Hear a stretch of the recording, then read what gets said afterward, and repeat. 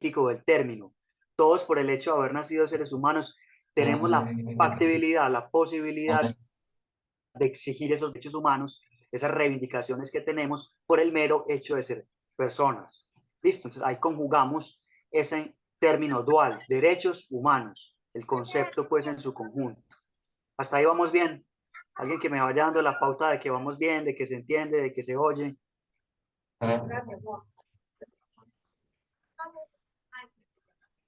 Listo, seguimos Se está entonces. escuchando claro, profe. Listo, perfecto. Y entonces, ¿cuál es el fundamento que hay detrás del concepto de la categoría de los derechos humanos? ¿Qué es lo que le hace sustrato moral a los derechos humanos? El concepto que todos conocemos de dignidad humana. ¿Y la dignidad humana qué es? Es un valor moral que implica un reconocimiento de esa común humanidad, de esa humanidad compartida que tenemos todos como seres humanos, como miembros de esa misma especie que les contaba. ¿Y eso qué implica en términos concretos? Un deber de respeto recíproco entre todos los miembros de la especie, entre toda la comunidad de seres humanos. Ahí está el fundamento moral en el principio cardinal de dignidad humana, donde descansa ese concepto jurídico de los derechos humanos. Ese es el fundamento moral. La dignidad humana, como lo pueden ver en la diapositiva, es aquello sobre lo cual descansa esa terminología que vamos a tratar, que va a trabajar hoy, de los derechos humanos, como ese conjunto global de prerrogativas que tenemos todos los miembros de la especie por el solo hecho de serlos. ¿Listo? ¿Hasta ahí está bien? Entonces acá hay un video, voy a ver si soy capaz de ponerles el video porque es un profesor español que explica incluso con mucha mayor claridad que yo el concepto de dignidad humana. Vamos a ver si lo puedo poner.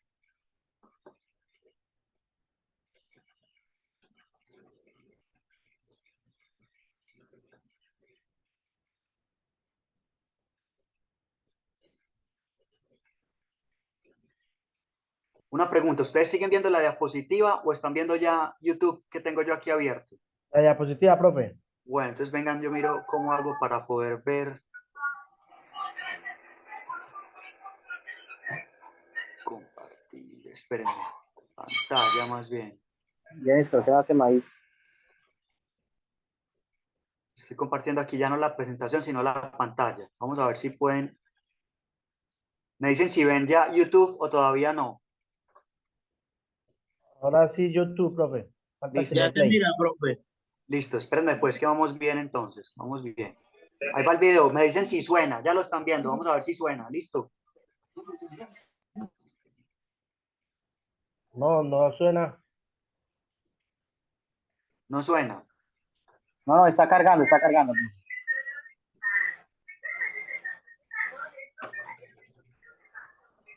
¿Suena o no suena? No, profe. Sí, señor, tiene sonido, cargar, tiene sonido. Profe, déjelo cargar para ver si suena.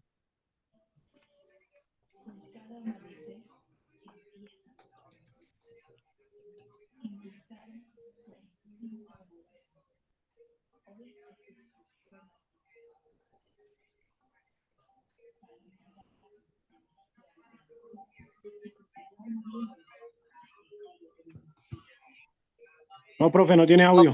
Ahí No, está, profe, no se escucha. ahí está hablando el señor, pero no tiene No audio. tiene audio. Espérenme pues a ver cómo hacemos. Estamos a punto de lograrlo.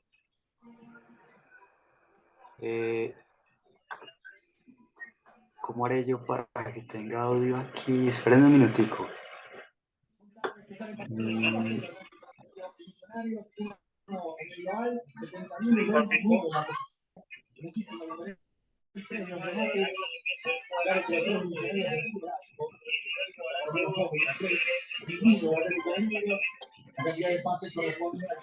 Ya le de aquí compartir sonido. Vamos a ver si sirve. Esta es la gran pregunta. Una palabra que está en todas las Ahora sí, declaraciones Oye, no, no ahora oye. sí. universales. Ahora sí. Sí, señor, pero, Sí, profe, pero sería bueno que los compañeros apaguen los micrófonos. Absolutamente. Listo. Por favor, apaguen todos los micrófonos para que podamos oír esto bien. Ahí va.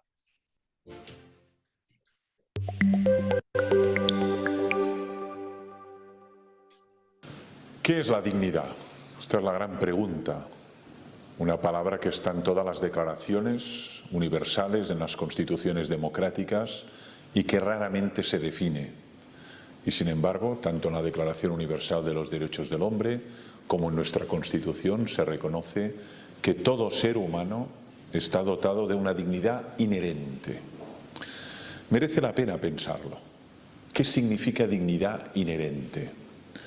Significa reconocer que todo ser humano, más allá de sus capacidades, características, más allá de su edad, más allá de su enfermedad o de su salud, debe ser respetado por el mero hecho de ser persona. Eso es lo que llamamos dignidad inherente, no por lo que ha hecho, lo que deja de hacer, los títulos que tiene, el dinero que tiene, la inteligencia que tiene, sino por el mero hecho de ser persona, tiene que ser respetado, apreciado, cuidado, protegido, preservado. Esto es lo que llamamos dignidad inherente, que en un lenguaje más filosófico es dignidad intrínseca o dignidad ontológica, y que ningún ser humano pierde, aunque no siempre es consciente de ella.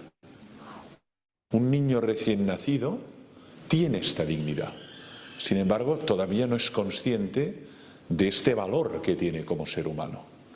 Y una persona que sufre una demencia senil o una enfermedad tan grave como el Alzheimer tiene esta dignidad, pero ella no es consciente ya del valor que tiene.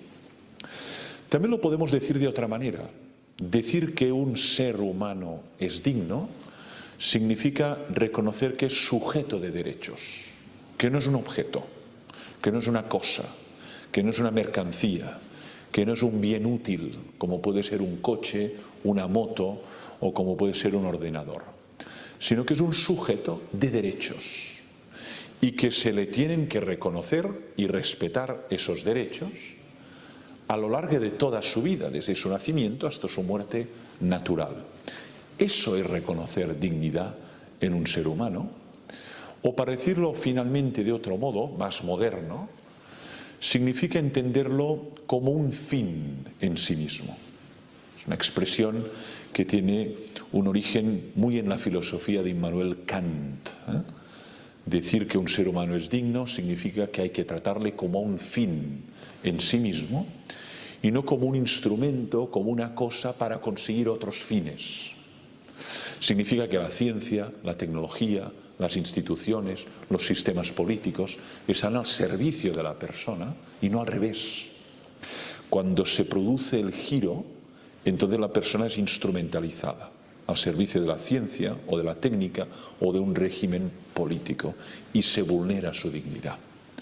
Por lo tanto, es una palabra clave, no la podemos vaciar de contenido, le tenemos que reconocer ese valor y defender especialmente la dignidad de quienes por sí mismos ya no pueden defenderlas o por su fragilidad constitutiva o porque están en una etapa de final de vida y tenemos que reconocer esa dignidad y defenderla, especialmente la de los más vulnerables.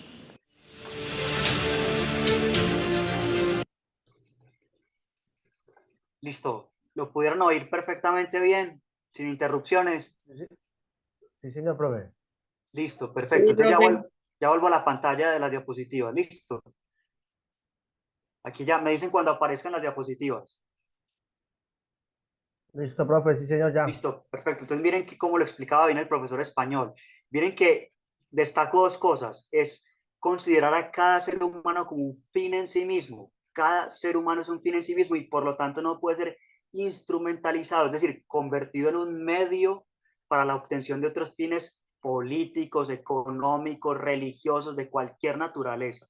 Eso significaría vulnerar la dignidad humana de todas las personas que hayan sido instrumentalizadas o vueltos medios para conseguir otros fines. Y eso implica entonces, por lo tanto, esto es clave también para ustedes, como servidores públicos, yo también lo he sido en un pasado, no en este momento, que el Estado está al servicio de las personas y no las personas al servicio del Estado.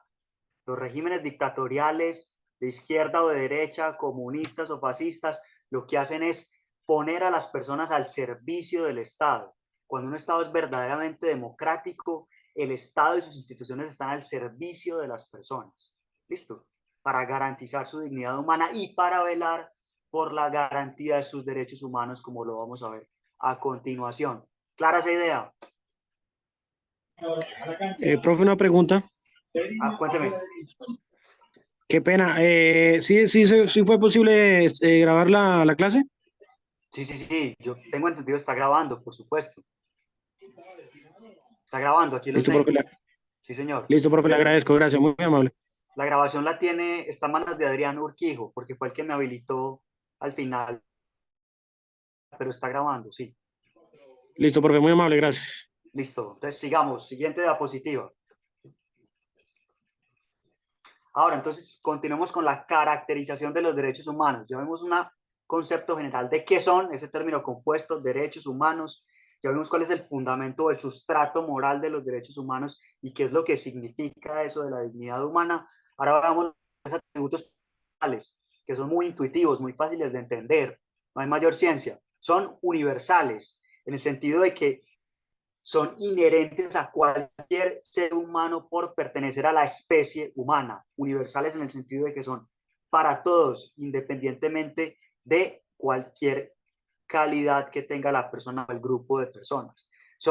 Esta palabreja es más difícil de pronunciar, inalienables. Inalienables quiere decir que no se pueden amenazar, vulnerar, transgredir de ninguna manera por parte del Estado, de las organizaciones privadas, de otros particulares, y que los derechos humanos no pueden ser limitados o restringidos, sino con el consentimiento, con la voluntad de la propia persona.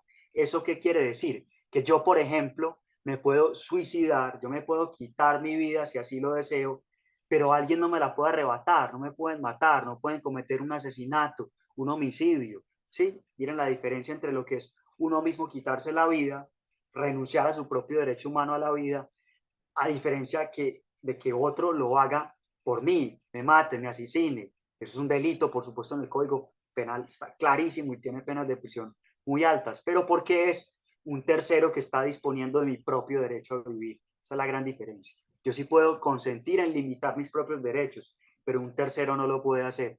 Y son incondicionales. Esta también es una idea más fácil de entender.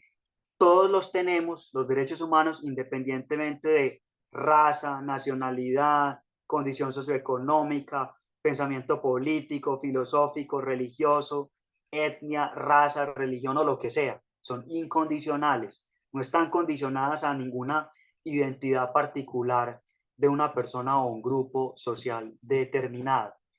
Claro, los atributos son fáciles. Ahora, ¿cuál es la finalidad de los derechos humanos? ¿Para qué es para lo que sirven los derechos humanos? Primero, clave esto, para limitar el ejercicio arbitrario del poder político, económico, cultural, religioso o de cualquier otra índole.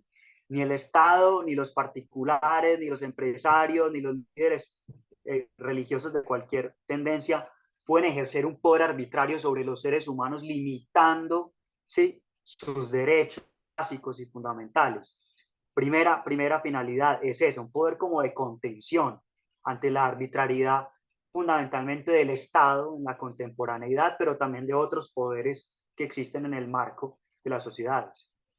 Y otra finalidad clave es que ese mismo Estado principalmente, pero también las organizaciones privadas, pero también los particulares deben respetar, deben proteger y deben garantizar esos derechos humanos fundamentales de los seres humanos en cuanto tales. Respetar quiere decir no transgredirlos.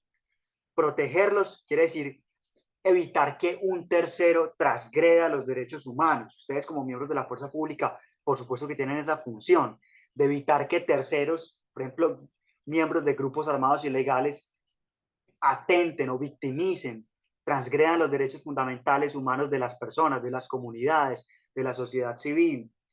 Claro. Y la garantía de los derechos, eso lo vamos a ver más adelante, es que el Estado también no solamente tiene que respetarlos y protegerlos, es decir, no vulnerarlos y evitar que otros los vulneren, pero también tiene que garantizarlos. Vamos a ver después los tipos de derechos. Por ejemplo, los derechos socioeconómicos, la vivienda, a la salud, a la educación, el Estado tiene que garantizarlos y los privados tienen que coadyuvar, contribuir a que esos derechos también se realicen. Y finalmente, una última consecuencia que tiene la consagración de los derechos humanos es que tiene que haber un sistema de rendición de cuentas, es decir, de asignación de responsabilidades morales, políticas y jurídicas para todos aquellos que transgredan los derechos humanos. Los transgresores, los violadores de los derechos humanos tienen que ser sometidos a un sistema de rendición de cuentas, moral, política y jurídica, porque muchas veces las violaciones a los derechos humanos son al mismo tiempo transgresiones del Código Penal, y eso implica sanciones de privación efectiva de la libertad. ¿Sí? Hasta ahí está claro esta diapositiva. Preguntas, dudas, comentarios. Seguimos entonces. Está bien, profe, está bien. Listo. Ahora, ya teniendo claro más o menos qué son los derechos humanos y cuál es el fundamento sobre los cuales ellos descansan, vamos a ver una contextualización más de tipo histórica. ¿Cuándo fue que surgieron los derechos humanos? ¿Por qué? ¿Dónde? Van a ver que eso no es un momento único y determinado, sino que, digamos, el concepto de derechos humanos se va puliendo a lo largo de la historia. Entonces, miren las fechas, por ejemplo. ¿Cuáles son los tres momentos precursores del surgimiento de los derechos humanos? Primer momento clave, la Declaración de Derechos de 1689, en inglés, Bill of Rights, porque eso fue en Inglaterra. Entonces, ¿qué pasó? Había un poder, digamos, monárquico absoluto de la corona inglesa, pero los representantes del parlamento empezaron a exigirle a ese rey que ellos tenían que tener unos derechos como representantes del pueblo. Y que, por ejemplo, entonces, si el gobernante de turno, el monarca que tenía el poder absoluto, iba a imponer nuevos impuestos o cargas tributarias o impositivas sobre la población, que esos impuestos que iban a poner el rey tenían que pasar primero por la aprobación de esos representantes parlamentarios de la sociedad civil en su conjunto. Es decir, miren que empezó a haber una especie de limitación de poder absoluto del rey. El rey tenía la concentración del poder político, económico, militar, y aquí los representantes del parlamento empezaron a decirle, desde 1689, un minutico, su poder no puede ser absoluto o ilimitado. Si usted va a tomar ciertas determinaciones, tiene que contar con la autorización nuestra como representantes del pueblo. Un concepto también incipiente de democracia. Empezaron a limitar, digamos, el poder absoluto que tenía esa monarquía en su momento, que son siglos atrás, es el siglo XVII. Después, ¿qué pasó? Vino la Declaración de Virginia de 1776. Eso dio en el marco, en el contexto de la independencia de los Estados Unidos de la corona inglesa. O sea, aquí ya no estamos hablando de un problema interno del monarca, sino un problema de colonialismo imperialista de la corona inglesa sobre los Estados Unidos de América, que posteriormente se independizó, y una de las, digamos, momentos claves de la independencia que fue luchada y a través de las armas, ustedes lo deben saber también, eso no es pues color de rosa, fue la Declaración de Derechos de Virginia de 1776, y ahí también entonces se dio un paso adicional, porque empezaron, ese fue un documento escrito donde se empezó a hablar un poco más en términos generales de que todos los miembros de esa comunidad política que después se llamó Estados Unidos tenían unos derechos por el hecho de haberse independizado de la corona británica y de haberse constituido como un estado independiente. Y el tercer momento precursor de los derechos humanos es la Declaración de los Derechos del Hombre y del Ciudadano de 1789. Y eso ocurrió en el contexto de la Revolución Francesa. Entonces, ahí también, digamos que eso fue una revuelta popular, ya en un plano interno, allá en Francia, contra el poder del rey, que era también absoluto, una revolución violenta, donde, digamos, destronaron a la corona francesa, y en ese momento se expidió, se llevó a cabo la Declaración de los Derechos del Hombre y del Ciudadano, también siglo XVIII. Y miren que esos ya tienen un contorno todavía más universal, ya no habla de los derechos de los franceses, habla de los derechos del hombre y del ciudadano en términos más generales, aunque no estaba incluida la mujer todavía, pero en todo caso, los hombres y los ciudadanos tenían ciertos derechos por el solo hecho de serlo. Entonces, se empieza a aproximar mucho más al concepto de derechos humanos como lo acabamos de teorizar. ¿Ok? Son 3 elementos precursores del siglo XVII, el primero, y los 2 siguientes del siglo XVIII, que esas 2 revoluciones, como ustedes pueden ver, a la independencia de los Estados Unidos, la Revolución Francesa, se dieron de forma muy seguida, casi una detrás de la otra. Pero ya viniéndonos al siglo XX, ¿cuál fue el punto de inflexión fuerte, real, que dio lugar al paradigma, al surgimiento del paradigma de los derechos humanos? Fueron las 2 guerras mundiales, que también se dieron de forma consecutiva. Por eso hay algunos que la llaman como la Gran Guerra, casi que juntándolas. Sobre todo con lo que ocurrió con la Segunda Guerra Mundial, porque ahí se dieron 2 elementos claves y muy problemáticos y muy trágicos. Primero, los campos de exterminio de los nazis, donde eliminaron casi a la mitad de la población judía en esos campos de concentración que terminaron convirtiéndose en campos de exterminio, donde mataban de forma generalizada y sistemática a los judíos en razón de tales, por serlos, sobre todo a los judíos europeos que estaban viviendo en Alemania, en Polonia, en Europa del Este, en fin, en los países de la que hoy llamamos Unión Europea. Primer elemento clave, eso no se había dado antes a un nivel tan industrializado, ni siquiera en las guerras napoleónicas, ni durante el Imperio Romano, ni antes, porque digamos, la ciencia y la tecnificación de la humanidad no daba para ese tipo de matanzas. Y lo otro que ocurrió muy particular en la Segunda Guerra Mundial fue el uso de las armas de destrucción masiva, de las bombas atómicas, en este caso usadas por las potencias aliadas, en particular por Estados Unidos, para forzar la rendición de Japón, que estaba trabajando en conjunto con Alemania y durante un tiempo con Italia, las potencias del eje. Entonces, para forzar la rendición de los japoneses que no querían dar el brazo a torcer, pues Estados Unidos tiró 2 bombas atómicas sobre Hiroshima y Nagasaki, y pudo haber una tercera, lo iban a hacer si Japón no se hubiera rendido antes. Pero el impacto de haber usado la tecnología para crear bombas de esa naturaleza que mataban gente de forma, pues digamos, generalizada como no había ocurrido antes, junto con los campos de exterminio nazis de los que les acabo de contar y donde metían en cámaras de gas a los judíos y los mataban de forma industrializada, generaron una conciencia muy profunda al terminar la Segunda Guerra Mundial sobre la revitalización de la dignidad humana, sobre el valor de cada una de esas personas que habían sido masacradas o en los campos de exterminio o a través de las bombas atómicas o en general durante la Segunda Guerra Mundial, donde se enfrentaron esas 2 grandes, digamos, potencias del mundo.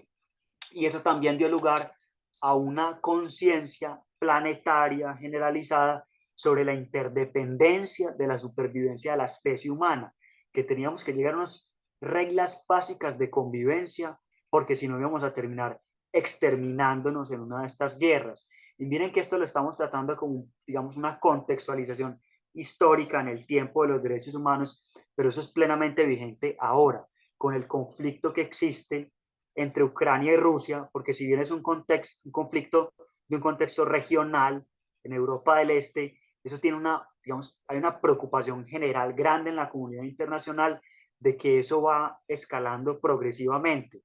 Las armas que se están usando son cada vez más potentes y por lo menos Rusia, aunque no Ucrania, tiene un potencial nuclear y tiene armas de destrucción masiva. Y en un determinado momento, si la guerra escala a un umbral determinado, Rusia podría llegar a utilizar armas de destrucción masiva durante la guerra. Entonces miren que es un elemento histórico, pero por lo que está pasando actualmente en la humanidad, cobra otra vez relevancia ese tipo de argumentos. Hasta ahí, voy a pasar la diapositiva, todo claro. Profe, una consulta, o sea que Estados Unidos se independizó con el fin de crear ellos mismos los derechos humanos aparte de ellos.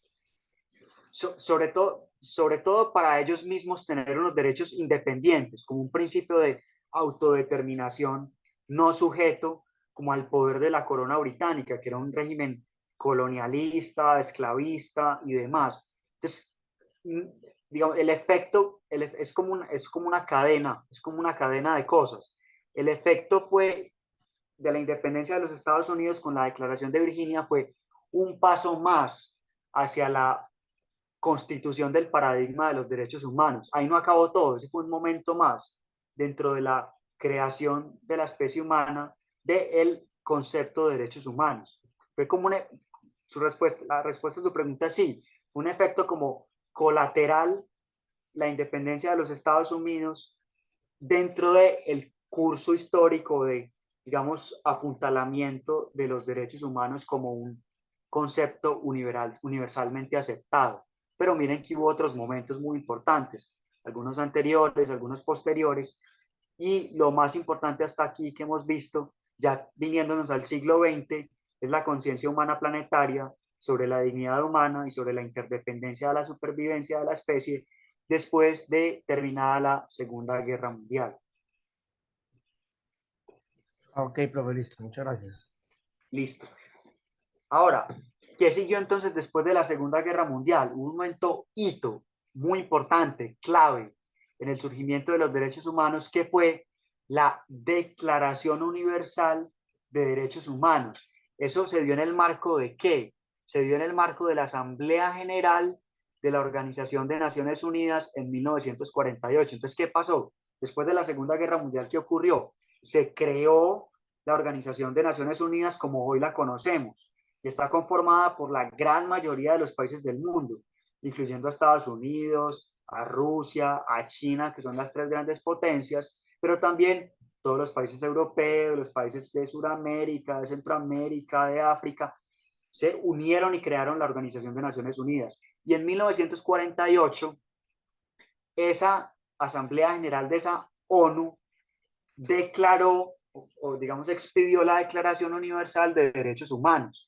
Y ese era un manifiesto ético de la humanidad en su conjunto, de todos los países que hacen parte de la Organización de Naciones Unidas, y implicaba un compromiso político por esos derechos humanos inalienables, universales, incondicionados, que todos tenemos por el solo hecho de pertenecer a la raza o a la especie humana. Entonces, después de la Segunda Guerra Mundial, para resumir, se creó esta Organización de Naciones Unidas y esa Asamblea General en 1948 promulgó esa Declaración Universal de los Derechos Humanos, que era un manifiesto ético de la humanidad en pro de los derechos humanos y que implica un compromiso político de todos los estados, partes de la ONU, de respetar, proteger, garantizar esos derechos humanos de todos sus ciudadanos. Pero hasta ahí, miren que era un manifiesto con un raigambre ético, era un compromiso político de los estados de la ONU. Ya puede compartir. Listo, entonces ya voy a compartir, voy a mirar si está.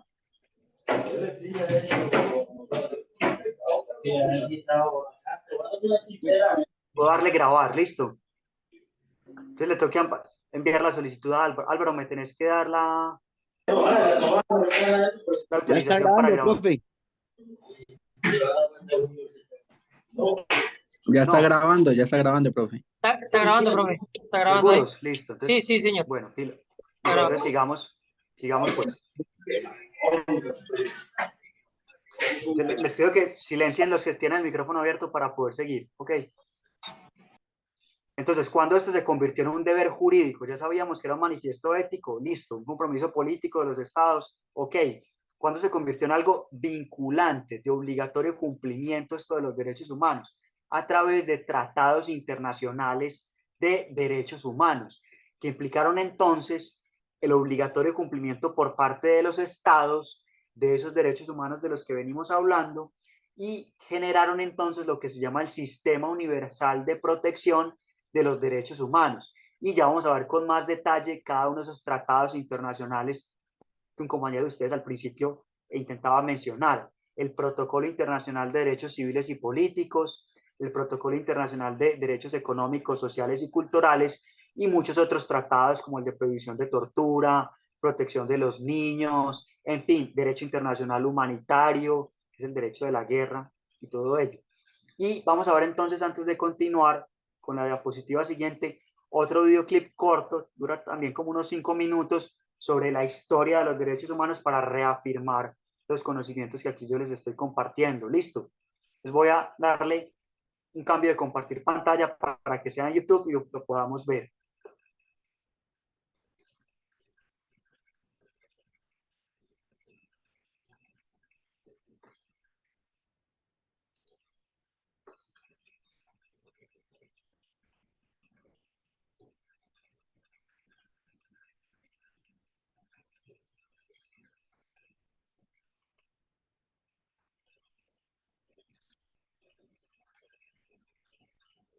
Ya la voy a poner.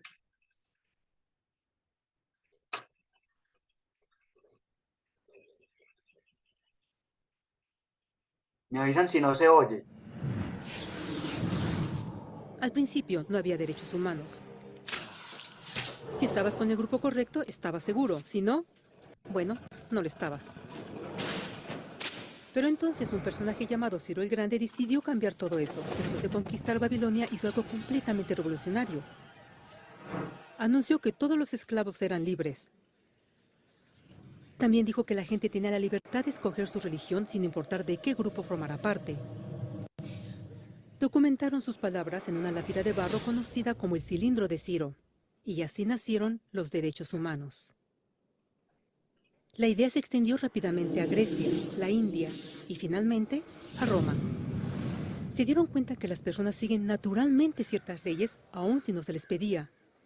Llamaron a esto ley natural, pero siguió siendo pisoteada por los que tenían el poder. No fue sino hasta 1000 años después, en Inglaterra, donde finalmente lograron que el rey aceptara que nadie podía invalidar los derechos de las personas, ni siquiera el rey. Los derechos de las personas fueron finalmente reconocidos y ahora estaban protegidos de quienes estaban en el poder, hasta cierto punto. Aún se necesitó que un grupo de rebeldes británicos declararan su independencia antes de que el rey aceptara que todos los hombres fueron creados iguales. No es que le gustara la idea, pero no los pudo detener. Y así nacieron los Estados Unidos. Los franceses siguieron inmediatamente con su propia revolución por sus propios derechos. Su lista era más larga e insistieron en que esos derechos no solo se habían ideado, sino que eran naturales. El concepto romano de ley natural se había convertido en derechos naturales. Desafortunadamente, no todos estaban entusiasmados. En Francia, un general llamado Napoleón decidió derrocar la nueva democracia francesa y se declaró emperador del mundo. Por poco y lo logra. Pero los países de Europa unieron sus fuerzas y lo vencieron. Y los derechos humanos estuvieron otra vez en boga. Se redactaron acuerdos internacionales garantizando ampliamente muchos derechos en toda Europa. Pero solo en Europa. De alguna forma, el resto del mundo todavía no tenía esos derechos. Por el contrario, esos países fueron invadidos, conquistados y consumidos por los enormes imperios europeos. Pero entonces un joven abogado hindú decidió que era suficiente. Su nombre era Mahatma Gandhi. Y ante la violencia insistió que toda la gente en la tierra tenía derechos, no solo en Europa. Finalmente incluso europeos empezaron a estar de acuerdo. Pero no iba a ser fácil. 2 guerras mundiales surgieron. Hitler exterminó la mitad de la población judía de la tierra en horribles campos de concentración nazis. En resumen, 90 millones de personas murieron. Los derechos humanos nunca habían estado tan terriblemente cerca de la extinción. Y el mundo nunca había estado tan desesperado por un cambio. Así los países se unieron y formaron las Naciones Unidas. Su propósito básico era reafirmar la fe en los derechos humanos fundamentales, en la dignidad y el valor del humano. Pero, ¿qué son los derechos humanos? ¿Eran las proclamaciones de Ciro, las leyes naturales de Roma, las declaraciones de Francia? Todos parecen tener una idea un tanto diferente de lo que los derechos humanos deben ser. Pero bajo la supervisión de Eleanor Roosevelt, finalmente estuvieron de acuerdo en un grupo de derechos para todos absolutamente. La Declaración Universal de Derechos Humanos. El concepto francés de derechos naturales se había convertido finalmente en derechos humanos. Así, en resumen, primero solo unas cuantas personas con suerte tenían algunos derechos, hasta que una de estas personas decidió, oye, otras personas también deberían tener algunos derechos, lo cual fue grandioso, excepto que no todos estuvieron de acuerdo, y solo costó unos cuantos miles de años de lucha, declaraciones y más lucha hasta que todos finalmente aceptaron que los derechos humanos deberían ser para todos. Listo, ya voy a compartir nuevamente entonces la pantalla. Esperen para que esto no empiece a sonar.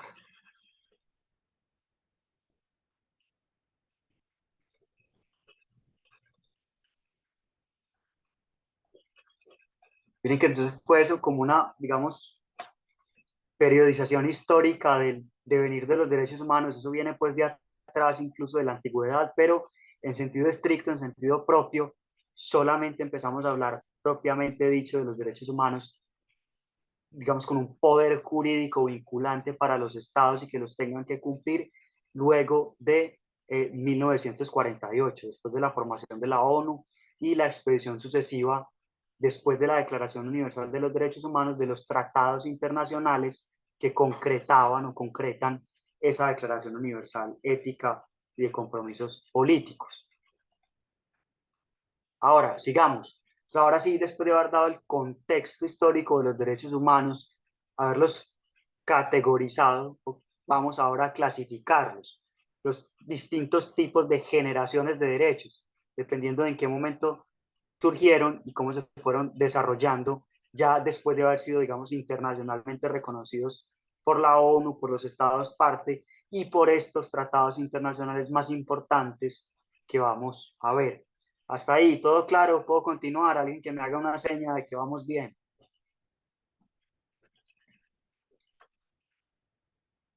Vamos bien, vamos bien. Listo. Vamos bien, profe. Listo. Entonces, primero, los derechos humanos de primera generación. Esos son los derechos de libertad. Ya vamos a ver por qué son los derechos de libertad. ¿Y dónde están contenidos? ¿En qué cuerpo normativo? ¿En qué código? Primero, en la Declaración Universal de Derechos Humanos. ¿Pero por qué está en azul en la diapositiva? Porque ese no es un documento jurídico, sino ético-político. ¿Y dónde están jurídicamente incluidos? En el Pacto Internacional de Derechos Civiles y Políticos. Es un tratado internacional, pero también en las constituciones políticas, por ejemplo la nuestra del 91, pero también en muchas otras constituciones políticas democráticas de muchos países del mundo. Profe, ¿puede repetirnos eso un poquito más despacio? Sí, ¿dónde están incluidos? En la Declaración Universal de Derechos Humanos, que fue la que expidió por allá la ONU en 1948, pero donde se concretan jurídicamente y se hacen vinculantes y obligatorios o de obligatorio cumplimiento. En el Protocolo Internacional o Pacto Internacional de Derechos Civiles y Políticos, que es esa sigla que hay ahí en gris, y en las constituciones políticas de muchos países del mundo, incluyendo la constitución nuestra de 1991. Ahí los vamos a encontrar. Ahora, hay dos grandes categorías de derechos de libertad o de primera generación. Los derechos políticos, por una parte. ¿Y cuáles son esos derechos políticos? ¿O qué es lo que son? Esos son derechos de libertad positiva. De libertad positiva. ¿Y por qué son derechos de libertad positiva? Porque lo que implican son una potestad, una prerrogativa, una facultad, es decir, un derecho de las personas de participar en la conformación del poder político. Eso nos suena mucho a democracia, claro. Es una potestad que tienen las personas de participar en la conformación del poder político. Entonces, por ejemplo, del derecho al voto, de elegir y ser elegidos, de ostentar cargos públicos, de ser servidores públicos, pero también de ejercer oposición, es decir, de controlar el poder de turno o el gobierno de turno. ¿Sí? Ese tipo de derechos son derechos políticos y son de libertad positiva porque implican, como lo ven en la diapositiva, la autonomía de los ciudadanos, autonomía es darse sus propias normas, eligiendo a sus representantes o haciéndose nombrar como representantes, como lo son los congresistas, los diputados, los alcaldes, el presidente, los gobernadores, los alcaldes, en fin, los concejales, me equivocaba, perdón. Y también implican, en sentido amplio, una autodeterminación del pueblo, de darse sus propias normas. Entonces, Colombia es un estado distinto a Venezuela, es un estado distinto a Ecuador, es un estado distinto a Brasil, y se da sus propias normas jurídicas, tiene sus propios mecanismos de participación política democrática. Entonces eso es lo que implica la autodeterminación de un pueblo determinado o de un estado-nación. Y dentro de ellos, entonces los ciudadanos tienen esa autonomía particular para ejercer el poder político o hacerle oposición al poder político o elegir a sus representantes o hacerse ellos mismos nombrar como funcionarios. Todos esos son los derechos políticos. Por eso es que decimos que son la materialización de la democracia. Cuando un Estado es democrático, implica toda esa garantía de derechos que les acabo de comentar, ¿sí? Y hay otra particularidad que también tienen los derechos políticos, y es que esos derechos son los instrumentos para delimitar el contenido de otros derechos humanos. Es una característica muy particular que tienen los derechos políticos. Entonces, me explico y me hago entender. ¿Cómo así que son un instrumento para delimitar otros derechos? Está muy claro que todos tenemos el derecho a la vida, ¿no? Que nadie nos puede matar, nadie nos puede asesinar, que solamente nosotros mismos podemos disponer de nuestra propia vida si nos queremos suicidar, por ejemplo. Pero ahí viene lo problemático. ¿Hasta dónde va el derecho a la vida? Ahí empieza la polémica. Entonces, hay derecho por ejemplo, a la eutanasia cuando uno está enfermo y se va a morir, es para que haya como una especie de suicidio asistido. Ahí empieza a haber digamos, un debate político en las sociedades democráticas de hasta dónde va el derecho humano a la vida. Si el derecho humano a la vida va incluso hasta la ayuda a las personas que están en un curso de enfermedad grave y que se van a morir y que por lo tanto se puede asistir a que ellas se mueran, o si el derecho a la vida no es tan profundo y no se las puede asistir en su muerte y simplemente hay que dejar que el curso natural de las cosas lleve hasta su muerte, digamos, natural, ¿sí?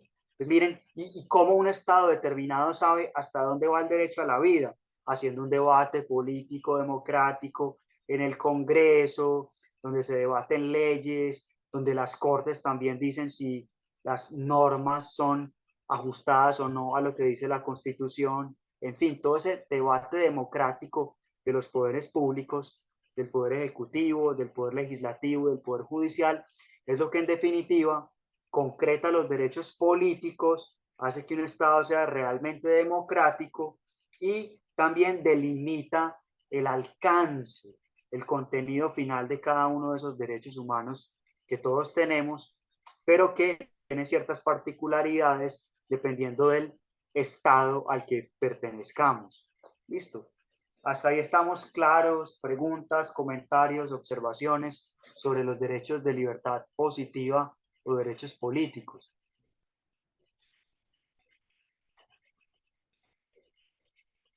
Todo bien. Entonces les pongo un contraejemplo. ¿Qué pasa en los estados que no son democráticos? Aquí tenemos cerquita a una Venezuela, o a Cuba, o a Nicaragua, o a Rusia misma en este momento. Entonces, esos estados, eso lo podemos ver en otra clase, no tienen esa división de poderes públicos o la tienen simplemente de forma nominal o de forma formal. Entonces, el poder presidencial cada vez se va haciendo más y más fuerte y va limitando las competencias de los otros poderes públicos, del Congreso, de las Cortes, y va limitando también los derechos de participación política de los ciudadanos. Entonces van prohibiendo los partidos políticos de oposición, van eliminando las organizaciones de derechos humanos, van sujetando todo a un poder omnímodo absoluto, como si fueran los poderes anteriores de los regímenes monárquicos que detentaban todo el poder político, económico y militar en ellos mismos. ¿Me hago entender qué es lo que pasa cuando un Estado deja de ser democrático? Profe, y no hay, por ejemplo, alguien que controle eso, como por lo menos lo que pasaba en Nicaragua, en Venezuela. Pues mire, sí, se me adelanta un poquito. O sea, Hola. una intervención. Sí, una intervención, yo le entiendo la pregunta, como de tipo internacional. Ya vamos a ver, ya vamos a ver qué alternativas hay distintas pues al uso de la fuerza, que muchas veces agrava la cosa, la empeora todavía más, porque los países que no son democráticos, entonces son dictatoriales, autoritarios, pero si hay una intervención por la fuerza, terminan los países en una especie de guerra civil o algo así, donde también se violan los derechos humanos. Esta alternativa casi nunca resulta siendo buena, sino antes contraproducente. Entonces, ¿qué es lo que ocurre? Hay una serie de mecanismos internacionales, eso lo vemos más adelante, de cortes internacionales que condenan a los estados que violan los derechos humanos y restringen los derechos de la población y entonces empiezan a hacer mecanismos como de presión internacional, de la comunidad internacional, para forzar un cambio de régimen, para volver o hacer retornar la democracia a esos países que han ido perdiendo la atribución de poderes, han ido restringiendo los derechos políticos o derechos de libertad positiva de las personas. Eso lo vemos más adelante, pero no es fácil. Miren todos los años que lleva democracia, Venezuela sin democracia, Cuba, Nicaragua, no solo en América, o lo que ocurría de forma histórica con las dictaduras militares en Argentina, en Brasil, en Chile, para que veamos que no importa la ideología política, lo que importa es que son regímenes que, digamos, hacen que se destruya el Estado de Derecho, el Estado democrático y que coartan los derechos humanos de la población civil. Sigamos entonces. Ahora, también dentro de esa categoría de derechos humanos de primera generación están los derechos civiles. Estos son derechos de libertad negativa. Negativa no quiere decir nada peyorativo o crítico, es todo lo contrario. Derechos de libertad negativa porque implican una no interferencia, una no intromisión en la realización de los planes de vida de las personas, de los ciudadanos, por parte del Estado o de las organizaciones privadas o de los empresarios o de las organizaciones religiosas o sindicales. Ninguno de esos poderes constituidos debería poder interferir con el proyecto de vida de las personas. Entonces, estos derechos de libertad negativa limitan la intromisión arbitraria de la existencia y la vida cotidiana de los ciudadanos. Entonces, si uno quiere, por ejemplo, ser servidor público como ustedes, debe tener la posibilidad de hacerlo, obviamente con un concurso de méritos, en fin, todo lo que eso implica. Si uno quiere pertenecer a la academia como yo en este momento y ser profesor, debe tener la posibilidad de hacerlo. O si uno quiere ser médico, si uno quiere ser, no sé, litigar como abogado, como lo hacen los colegas míos, en fin, lo que sea que quiera uno, artista, por supuesto, que crear, escribir literatura, poemas o lo que sea, debe tener la posibilidad, nadie puede restringirle ese plano, ese proyecto de vida que uno quiera tener. O lo que, eso se conecta más con lo que ustedes y yo trabajamos. Los grupos armados ilegales no pueden violar los derechos humanos de las comunidades, de la población civil, no pueden hacer eso, no deberían poder hacerlo, y el Estado debe estar ahí para evitar que eso ocurra. Entonces, ¿cuáles son los ejemplos más importantes de derechos de libertad negativa? Por supuesto, el derecho a la vida, nadie me puede matar, asesinar, el derecho a la integridad corporal, física, el derecho a la seguridad. Eso tiene mucho que ver con lo que ustedes y yo trabajamos en estas áreas de, digamos, del conocimiento y profesionales con las que estamos adecuadas, digamos, o normalmente relacionados, ¿no? Ese tipo de derechos fundamentales a la vida, a la integridad, a la seguridad personal o colectiva de los individuos, de las comunidades, vulnerables o no vulnerables, de todas.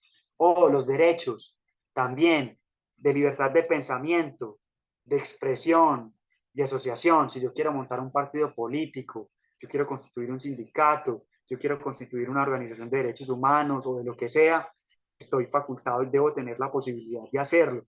Si yo tengo, si mi religión es cristiana católica, cristiana protestante, si yo soy musulmán, judío, o si soy ateo o lo que sea, ese tipo de derechos de pensamiento ideológico deben estar permitidos. O soy comunista, o socialista, o capitalista, o lo que sea que quiera ser en términos socioeconómicos, lo que sea, debe tener siempre las personas o los grupos de personas que constituyan instituciones la posibilidad para, digamos, ejercer libremente ese tipo de derechos como de pensamiento, de libre pensamiento, digámoslo así. Por eso son derechos de libertad negativa. Ahí no se puede meter el Estado. ¿Sí? Ojo, cosa distinta, a ojo con esto, tampoco es que sean, digamos, ¿me siguen oyendo? Sí, profe. Listo. Tampoco es que se puede. Bueno, espérenme que aquí se está cerrando y no sé por qué. Listo. Tampoco es que esté permitido todo. También hay, digamos, abusos del derecho. Entonces, por ejemplo, ¿qué hacían los nazis? La ideología nazi es una ideología racista, xenofóbica, que incita al odio, a la muerte, a la destrucción. Eso no está permitido, eso ya es una restricción de los derechos. Eso incluso, no solo en Alemania, sino en Colombia, en muchos países que son democráticos, está prohibido ese tipo de lenguajes o discursos de odio contra otros grupos, otros seres humanos, otras personas. Eso no está contenido. Ahí ya el Estado tiene que entrar a, digamos, a silenciar ese tipo de discursos que van en contra justamente de las libertades y los derechos de otras personas. ¿Listo? Para que veamos pues que tampoco es una cosa así que no tenga límites, se puede abusar de los derechos, como con los ejemplos que yo les estoy comentando. Listo, hasta ahí todo claro. Profe, disculpe, le hago una consulta. Cuando usted Sí. habla de abuso de los derechos, ¿existe algo que se pueda sancionar a esos abusos? Sí, no, claro, por supuesto, hay muchos delitos en el Código Penal. Yo no soy pues un experto en Código Penal, creo que con Álvaro han trabajado gran parte del procedimiento penal que tiene el Código, pero hay delitos concretos como de incitación al odio que están contenidos dentro del Código Penal. Entonces, digamos, eso puede implicar, o el delito de injuria o de calumnia. Ese tipo de cosas están reguladas en la ley penal porque causan un perjuicio particular contra otras personas, si es injuria o calumnia, o contra la convivencia pacífica en su conjunto, si son discursos de odio, no sé, contra los negros, contra los indígenas, contra los de izquierda, contra los de derecha, contra el que sea, que implique, digamos, una incitación de la población a hacerles daño a las personas por sus ideas o por lo que profesan o por lo que sostienen. Por supuesto que sí. Hasta ahí, todo claro. Seguimos con los derechos de segunda generación.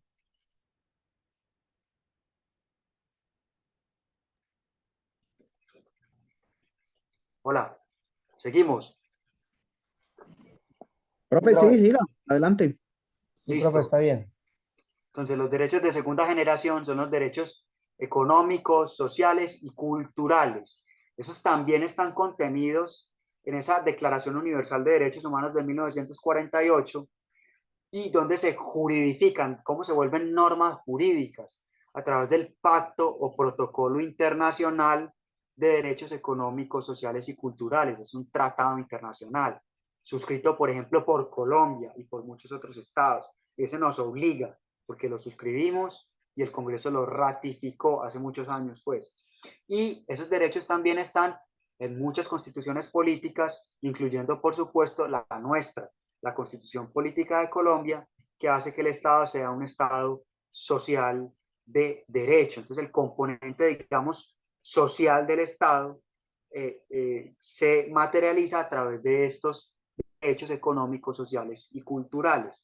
¿Y cuál es el fundamento, como el sustrato moral o filosófico de estos derechos de segunda generación? La justicia distributiva. La justicia distributiva lo que intenta es llegar a un plano de igualdad material de los ciudadanos de un determinado estado. ¿Y eso qué significa? Que todas las personas de un determinado estado, que todos los ciudadanos tengan satisfechas sus necesidades básicas o vitales, que haya un nivel de vida mínimo que sea alcanzado por todos los ciudadanos, eliminar esas grandes desigualdades económicas que existen para que los que están situados en una posición inferior logren tener sus necesidades satisfechas también como las tienen las personas que están en una mejor situación socioeconómica. Entonces, ¿cómo se logra eso? ¿Cuál es el método a través del cual se llevan a cabo o se realizan los derechos socioeconómicos? A través de una repartición equitativa de los recursos comunes. Y esa repartición equitativa de los recursos comunes se da a través de la redistribución de la riqueza. ¿Y cómo se redistribuye la riqueza en un Estado democrático y de derecho? A través del sistema de impuestos. Entonces, el sistema de impuestos hace que el que tiene más ingresos, más riquezas, más patrimonio, tenga que pagarle más al Estado, el que tiene menos paga menos, y esa bolsa común se redistribuye de forma equitativa, o por lo menos en teoría es así, de forma equitativa para que los que menos tienen puedan alcanzar unas condiciones mínimas de existencia digna. ¿Listo? Hasta ahí está claro. ¿Y cuál es la finalidad de esa redistribución de la riqueza? No, la finalidad no es la igualdad por la igualdad misma, la igualdad por la igualdad como en los regímenes, no sé, comunistas de la Unión Soviética, que entonces todo el mundo era igualado, pero digamos de forma a rajatabla, pues sin ningún tipo de libertad. Es todo lo contrario. La finalidad de realizar los derechos socioeconómicos en un Estado social y democrático de derecho es que todos los ciudadanos en su conjunto tengan una real posibilidad de ejercer los derechos de libertad, los derechos de libertad negativa y positiva.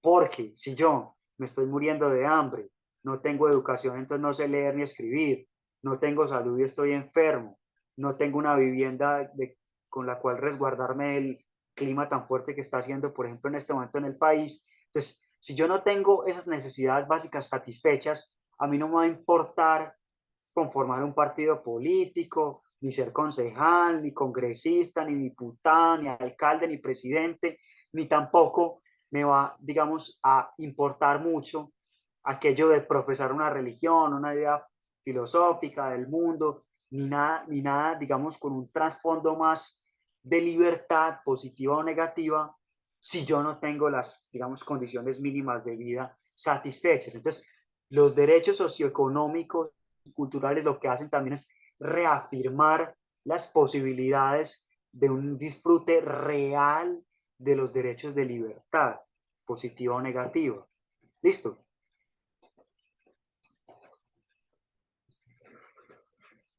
Hasta ahí estamos claros. Preguntas, dudas, comentarios. No, profe, está bien. Listo, perfecto. Entonces, sigamos adelante.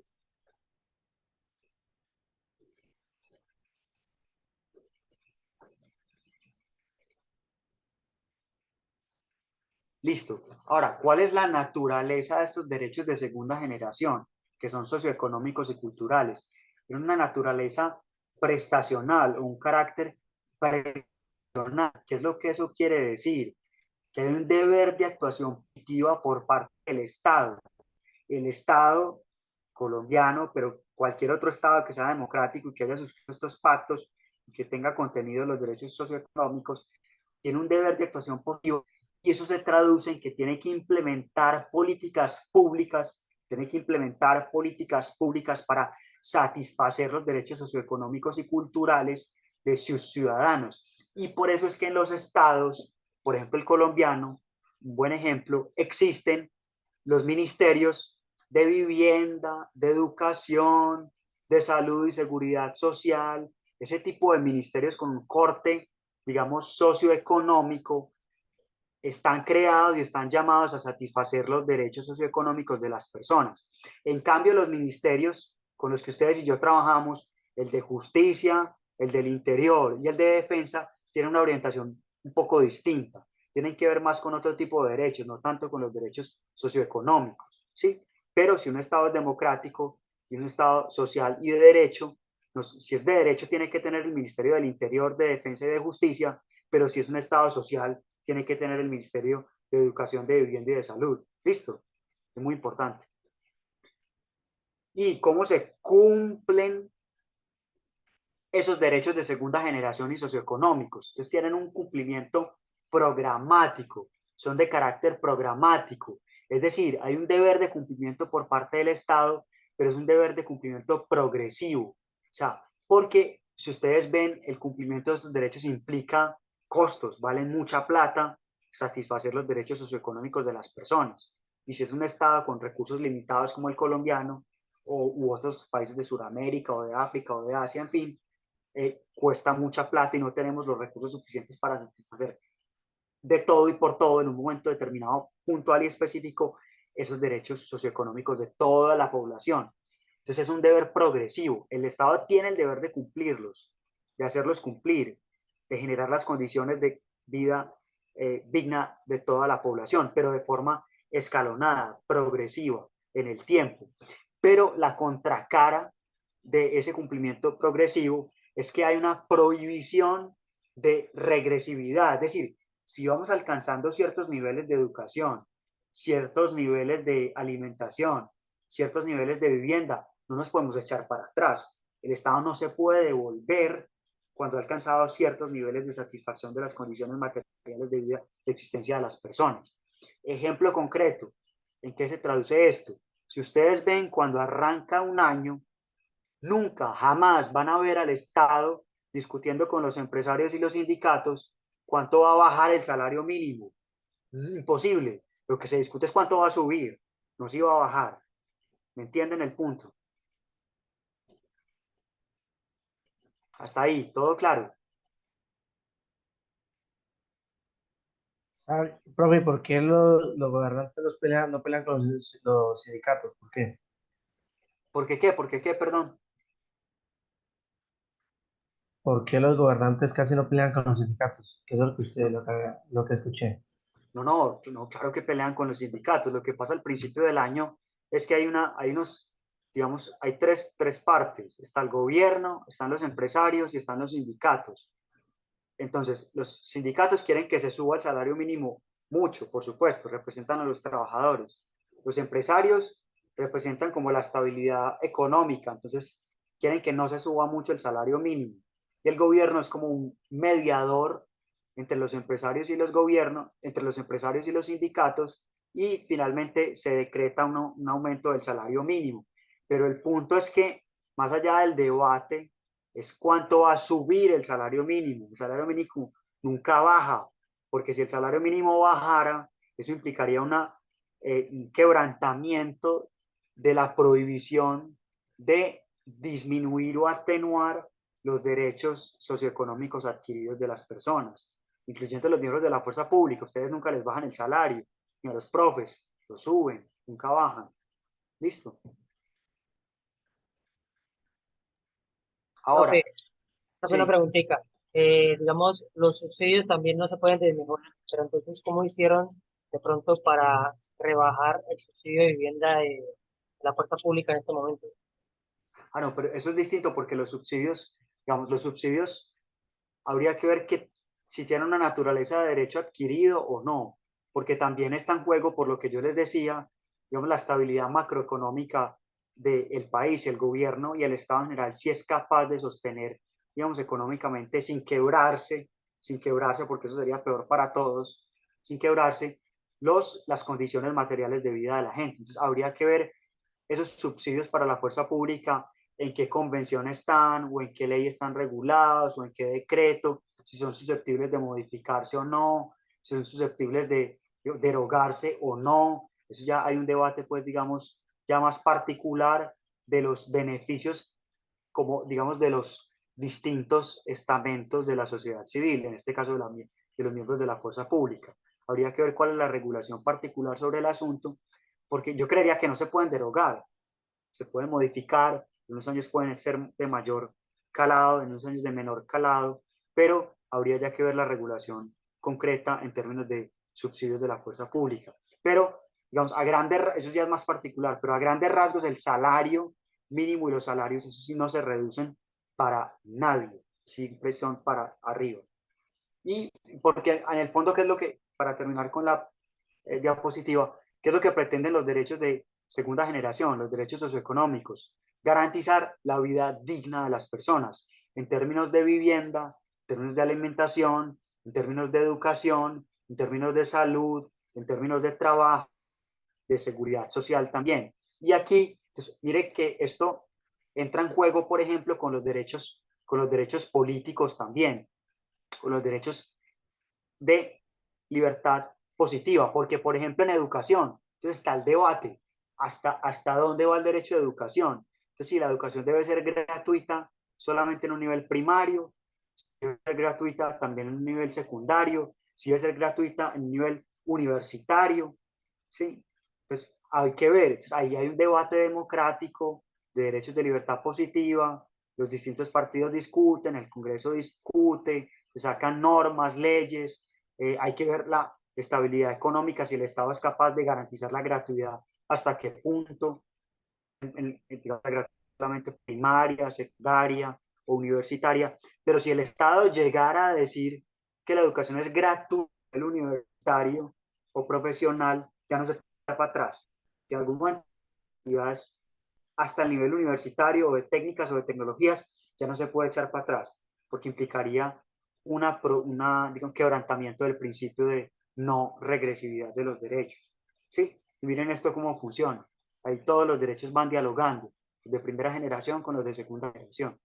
Y también hay una dimensión cultural de los derechos, una dimensión cultural de los derechos que tiene que ver con un enriquecimiento de la dimensión recreativa que todos tenemos como ciudadanos, la dimensión científica y la dimensión espiritual, garantizar que todos tengan posibilidad de los cultos de la religión que sea que nosotros tengamos, católica, protestante, cristiana en general, cualquier culto, o que si ya, ya les comparto nuevamente la pantalla.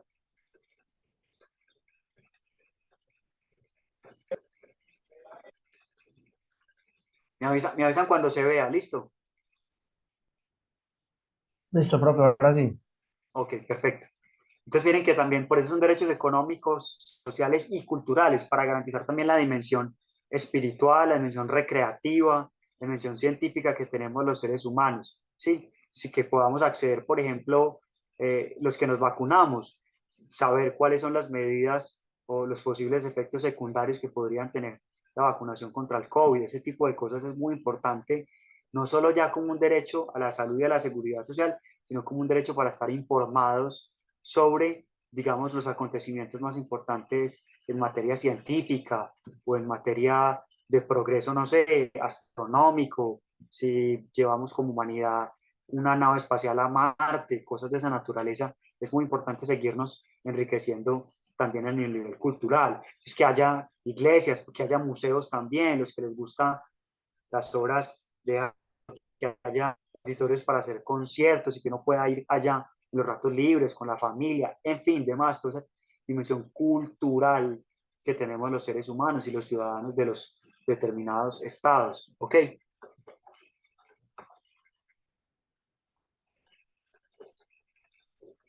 Y aquí llegamos pues finalmente a los derechos de tercera generación o los derechos colectivos. Son un poquitico más difíciles de entender en la teoría, pero que en la práctica al final pues van a ver muy patentes, pues muy obviamente. Los derechos colectivos, ojo, están también contenidos en la Declaración Universal de Derechos Humanos de 1948, que es como la piedra angular de la que todo parte, pero también no hay, en este caso no hay un tratado internacional como específico que contenga los derechos colectivos, sino que ellos están, digamos, dispersos en el protocolo o pacto internacional de derechos civiles y políticos, el protocolo o pacto internacional de derechos económicos, sociales y culturales. Ahí los van a ver, si después los podemos identificar, y en las constituciones políticas de todos los países, incluyendo a Colombia, también están dispersos los derechos colectivos, que son los de tercera generación, casi la última generación de los derechos, o la más novedosa. ¿Cuál fue el contexto de surgimiento de estos derechos? La posmodernidad, como lo ven ahí en el recuadro en rojo. Finales del siglo XX, principios del siglo XXI, se empezaron como a llamar o a reconocer en propiedad esos derechos de tercera generación.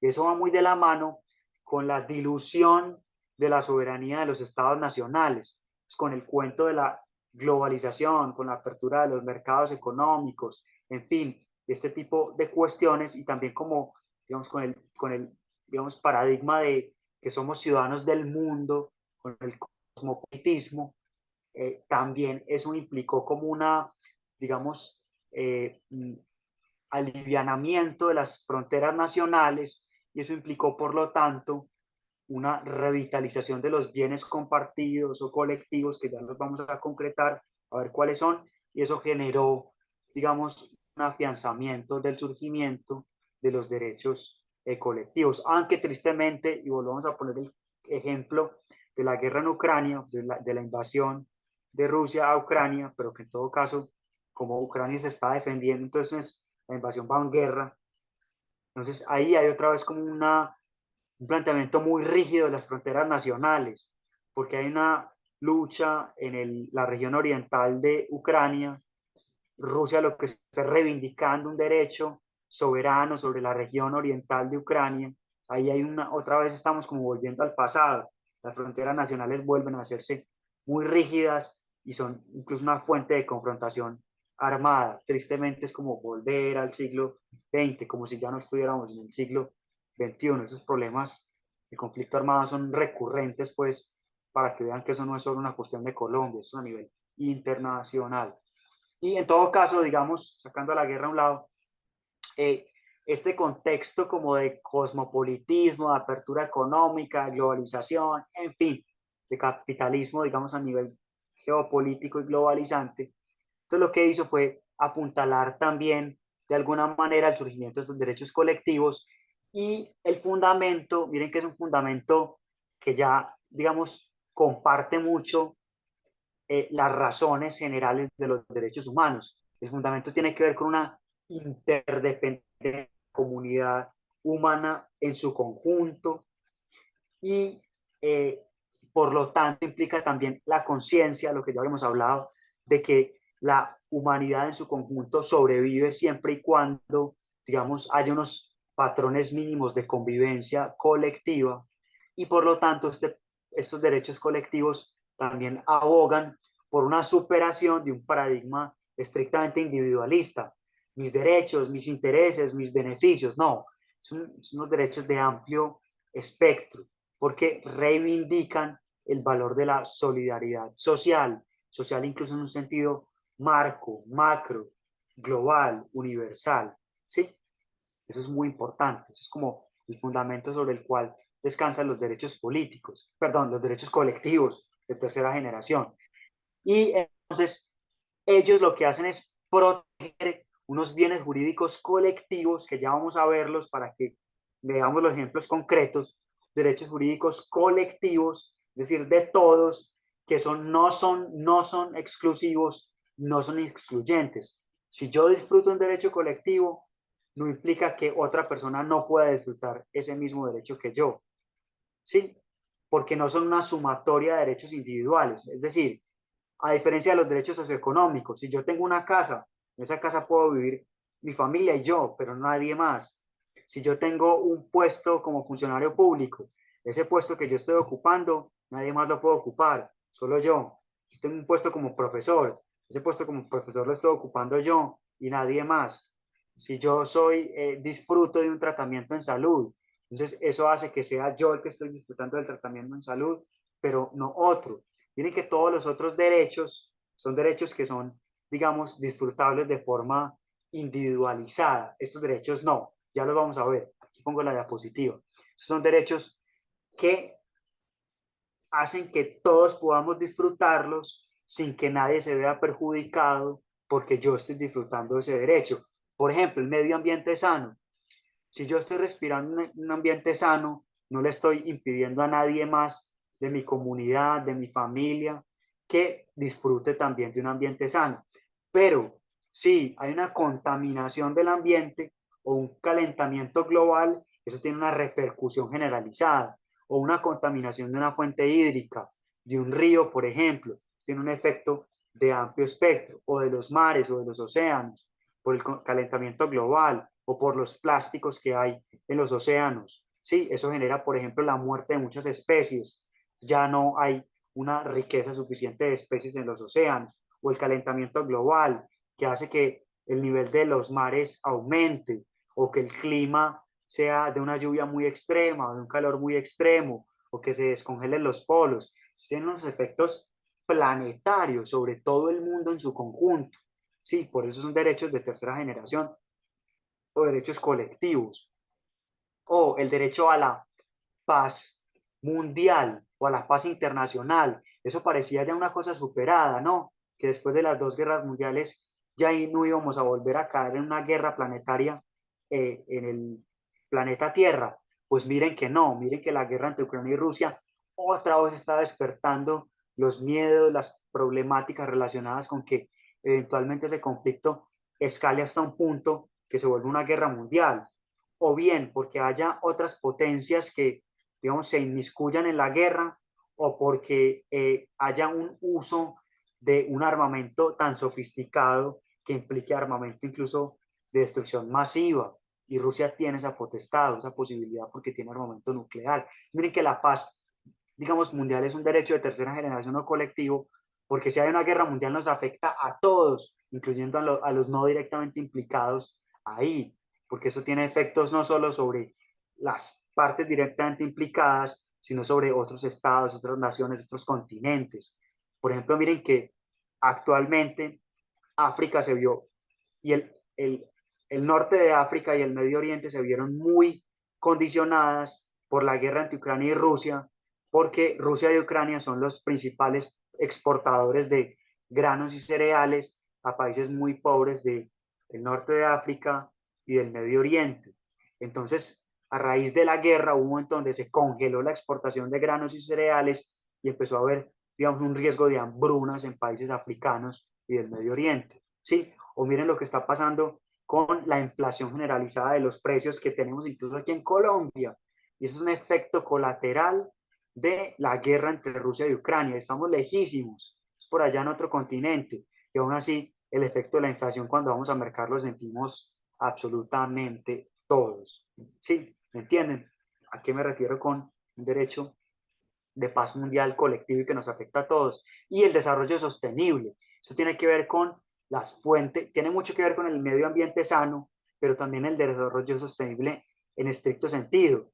Si no consumimos de una manera mucho más razonable, racional, digamos, no ralentizamos ese consumo acelerado de los recursos no renovables, incluyendo al petróleo, incluyendo al gas, al carbón y demás, entonces vamos a llegar a un momento donde la humanidad no va a poder sostener ese ritmo de vida que estamos llevando a cabo. Y va a haber problemas grandes de desastres de energía, de alimentación, de fuentes hídricas, en fin, ¿sí? A eso me refiero con derechos de tercera generación, derechos colectivos que afectan a comunidades, incluso a la comunidad global en su conjunto. ¿Ok? Hasta ahí, preguntas, dudas, comentarios.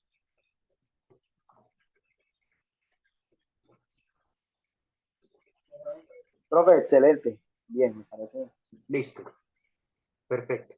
Ahora, entonces vamos a ver, ya que estamos casi terminando, apenas va a ser, veamos esto. Una preguntita, profe, ya que Sí. se habla ahí, por lo menos de ahí que en los colectivos dice que las armas nucleares, ¿quién controla eso? Hay unos, buena pregunta, hay unos tratados internacionales para que las grandes potencias que tienen armas nucleares o de destrucción masiva, como Rusia, como China y como Estados Unidos, hay otros países menos poderosos que también tienen armas de destrucción masiva, como Pakistán, Irán está en proceso de crearlas, en fin, hay unos tratados internacionales que implican el control o la supervisión de mutua entre los estados que tienen armas de destrucción masivas o armas atómicas o nucleares. ¿Qué está pasando con la guerra entre Ucrania y Rusia? Que como los países occidentales están apoyando con armamento a Ucrania para evitar la invasión de Rusia, entonces eso está generando un choque entre las potencias, no directamente, pero a nivel geopolítico y diplomático.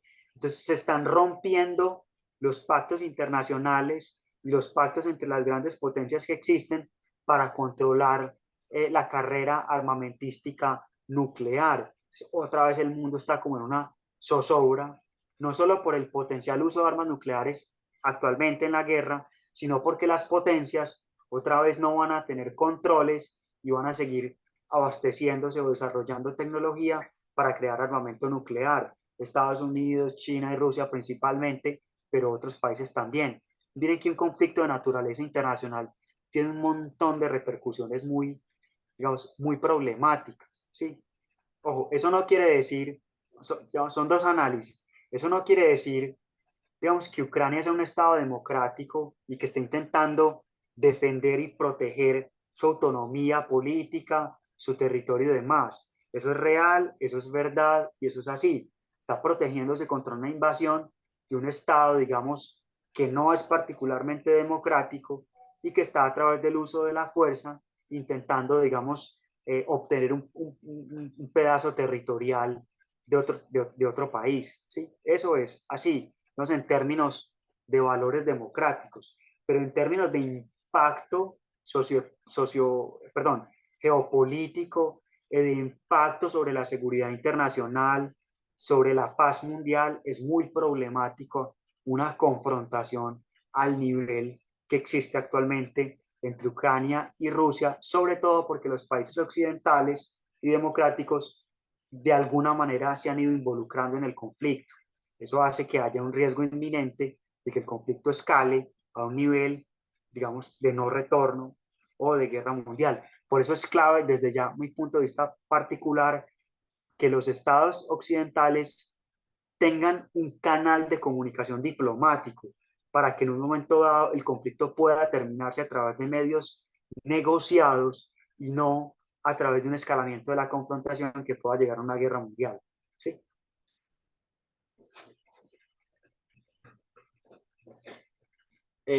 Ahora, este es el resumen de todo y con esto podemos ir cerrando pues la sesión del día. Entonces miren que ahí hay un mapa conceptual de los derechos humanos que se clasifican a la izquierda, derechos de primera generación, que son derechos civiles o individuales, como la libertad, el derecho a la vida, a la propiedad, al honor, a la intimidad, pero acuérdense que también están los derechos políticos, a conformar el poder político, a votar, a elegir y ser elegido, a hacer oposición, a crear sindicatos, partidos políticos, organizaciones religiosas, en fin, todo eso. En el centro, los derechos de segunda generación, los derechos económicos y sociales, a trabajar en condiciones dignas, a un descanso diario, semanal y las vacaciones remuneradas, a vivienda digna, educación y cultura. Y un tercer grupo de derechos, los derechos de tercera generación, descansan sobre la base de la solidaridad y tienen que ver con el derecho a la paz, al desarrollo sostenible, al medio ambiente sano y el derecho al patrimonio común. Eso también tiene que ver se conecta un poco con los derechos culturales, que haya museos, digamos, que hayan, digamos, promoción de todo este tipo de, digamos, valores agregados que nos deja la historia, nuestro pasado indígena, pero también nuestro pasado colonial y todo este tipo de cosas que se promueven a través de los museos en las distintas ciudades, en las distintas regiones, en los distintos territorios, pues también, y que, digamos, reivindican, digamos, nuestra identidad cultural particular, pero también nuestra dignidad ya, digamos, generalizada como miembros de la especie humana, en un sentido ya más general, pues, y que nos involucra a todos. Hasta ahí todo claro. Preguntas, comentarios, observaciones. Ponemos el video. Listo, entonces pongamos el video y cerramos con el video, ¿les parece? Sí, profe. Listo, profe. Espérenme pues.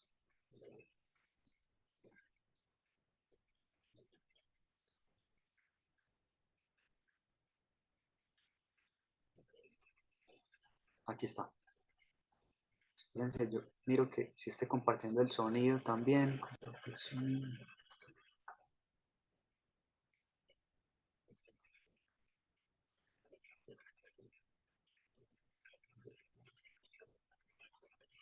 ¿Usted está buscando una residencia permanente para los Estados Unidos, inmigrar con su familia como profesional y poder?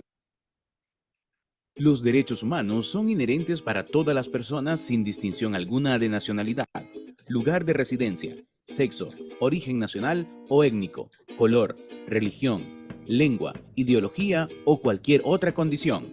Se pueden dividir en 3 generaciones y en este video vamos a explicarte cómo se clasifican.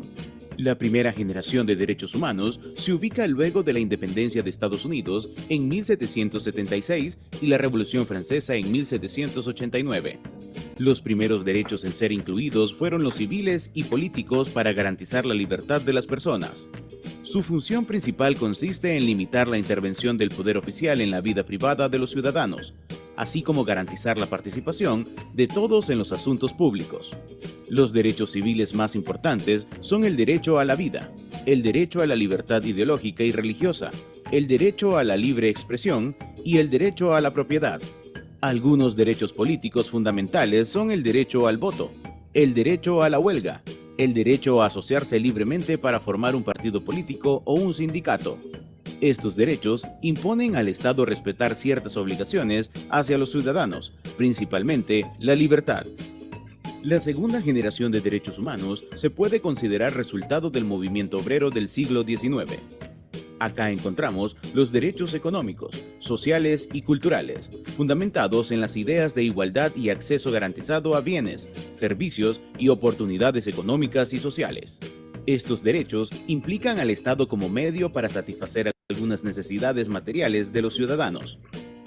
Entre estos están el derecho a una adecuada calidad de vida, el derecho al trabajo, el derecho a la salud, a la educación y el derecho a poseer una vivienda digna, la igualdad como máxima. La tercera generación ha ido incorporándose a las leyes a finales del siglo XX. Luego de las guerras mundiales, se promovieron las relaciones pacíficas y constructivas, siendo el principal motivo el derecho a la paz, a la autodeterminación y a un medio natural sano. Esta generación se refiere a los derechos colectivos de las personas o de la sociedad, tales como el derecho al desarrollo sostenible, a una convivencia armoniosa. Además, incorpora los derechos de los consumidores por un precio justo y la protección frente a la manipulación genética, siendo la solidaridad el eje central. Algunos incluyen una cuarta generación, desarrollada a finales del siglo XX y principios del XXI, referidos a la protección digital y el acceso a las nuevas tecnologías por parte de la ciudadanía. Esto incluye el derecho de acceso a la informática, acceso a la sociedad de la información en condiciones de igualdad y no discriminación, al uso del espectro radioeléctrico y de la infraestructura para los servicios en línea, sean estos satelitales o por vía de cable, el derecho a formarse en las nuevas tecnologías y a la seguridad digital. Así de amplios son los derechos humanos, e igual todo el trabajo y lucha que la humanidad ha realizado para conquistarlos.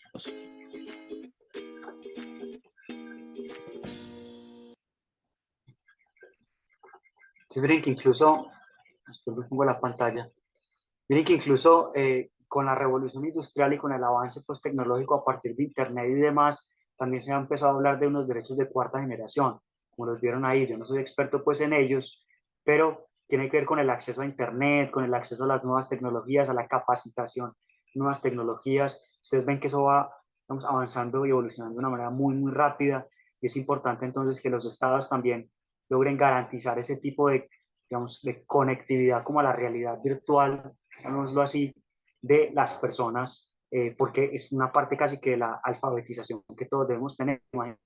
Esta clase no la podríamos estar teniendo si ustedes y yo mínimamente no manejamos un computador, tenemos internet y sabemos cómo desenvolvernos en este tipo de tecnologías de la información. ¿Sí? Entonces, yo les diría que dejemos hasta ahí. Álvaro todavía está, dejemos hasta ahí. Esta sería como la primera parte, la parte que tiene que ver como con el componente internacional de los derechos humanos. Si quieren, pactamos con Álvaro una sesión la próxima semana y miramos esto cómo se concreta en el plano nacional. La Constitución Política de Colombia, que era una pregunta que ustedes me hacían arrancando la clase. ¿Listo? Señor. Sí, claro, está bien. Muchas gracias. Listo, Profe, no, señor. de pronto, creo que de pronto quedó la duda en algún compañero de lo de la libertad positiva y la libertad negativa, ¿no? Esto para aclarar ese pedacito. Bueno. Entonces, la libertad negativa y positiva son los derechos humanos de primera generación. La libertad negativa es que, digamos, ¿cómo lo explico para que le quede claro al que hizo la pregunta? Que no puede hacer ni el Estado, ni las organizaciones privadas, ni los otros particulares. ¿Qué me tiene que respetar? ¿Qué me tiene que dejar hacer a mí? ¿Cierto? Entonces yo tengo derecho a vivir, tengo derecho a expresarme, tengo derecho a tener un cuerpo, una integridad física, emocional, psicológica, de todos los tipos. Tengo derecho a profesar una fe, tengo derecho a tener un oficio, una profesión, ¿sí? Que es lo que yo cómo yo puedo concretar mi proyecto, mi plan de vida sin ninguna interferencia o intromisión externa. ¿Listo? Tiene que ser un derecho con un raigambre muy individual o individualista, y no está mal, ¿cierto? Es lo que tiene que ver conmigo mismo en primera persona. Y en cambio los derechos de libertad política o positiva tienen un componente más colectivo, y es cómo vamos a configurar el Estado y la comunidad en la cual vivimos. Entonces ahí están los derechos de participación política, del derecho al voto, del derecho a elegir, pero también a ser elegido, de yo hacerme nombrar como un representante del Estado, como un funcionario público, yo controlar el poder político. Todos los que están ahora haciendo oposición están ejerciendo derechos políticos. O si yo formo un sindicato, o si yo formo un partido político, o si yo formo una organización empresarial o de cualquier naturaleza, esos son derechos políticos, ¿sí? Son derechos porque inciden en la configuración del poder público general de un determinado Estado-nación al cual yo pertenezco. ¿Listo? Está bien, profe, señor. Entonces, si quieren, cerremos ahí, respetemos el horario, 10 en punto prácticamente, para que ustedes y yo descansemos, pues, y cerremos el día aquí también. Yo agradezco mucho a Álvaro por la invitación, por hacerme parte, pues, también del grupo, y podemos, yo hablo con él por WhatsApp mañana, puede ser, y miramos qué otra sesión podemos dejar disponible para concretar este asunto de los derechos humanos en el plano nacional, en la Constitución Política del 91. Listo, profe, muy amable, gracias. Listo, que estén bien, pues, se cuidan. Sí, profe, muchas gracias. Se cuidan y nos cuidan Gracias, a todos profe. también. Chao. Luego, profe.